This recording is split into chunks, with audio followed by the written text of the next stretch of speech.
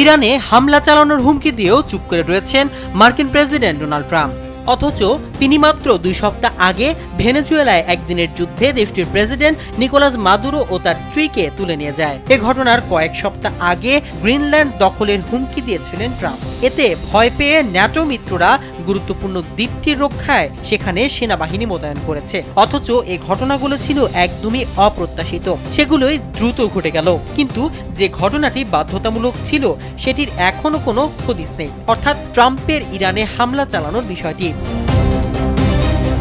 ইরানে কেন হামলা চালাতে বিলম্বিত করছেন ট্রাম্প, এ নিয়ে দীর্ঘ এক প্রতিবেদন প্রকাশ করেছে মার্কিন সংবাদ মাধ্যম দ্য হিল। এতে বলা হয়েছে, মধ্যপ্রাচ্যের সামরিক শক্তি বাড়িয়ে ট্রাম্প ইরানে হামলা চালাবে, এটাই ধারণা করা হয়েছিল। কিন্তু তিনি সবাইকে অবাক করে দিয়ে বলেন, তার হুমকির কারণে ইরানি শাসকরা বিক্ষোভকারীদের ওপর দমন পীড়ন এবং হত্যাযজ্ঞ চালাচ্ছে না। ট্রাম্প এমনটি মনে কেন করেছিলেন? মূলত গেল বছরের জুনে ইরানে মার্কিন হামলা এবং সর্বশেষ মাদুরোকে তুলে নিয়ে যাওয়ার ফলে তার হুমকিকে খুবই গুরুত্বের সঙ্গে নেয় তেহরান। এর ফলে বিক্ষোভকারীদের উপর দমন পীড়নের মাত্রা কিছুটা কমিয়েছিল ইরানের নিরাপত্তা বাহিনী।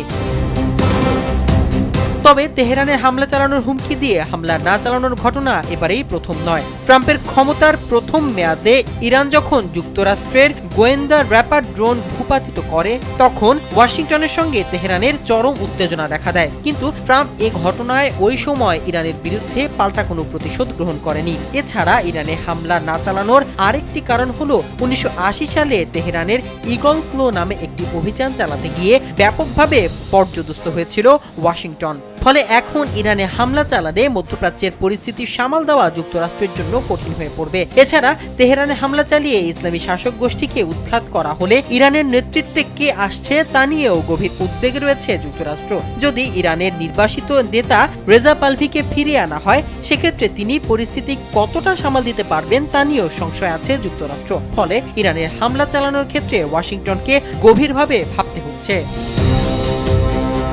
মাহমুদুর রহমান সিয়াম, কালবেলা।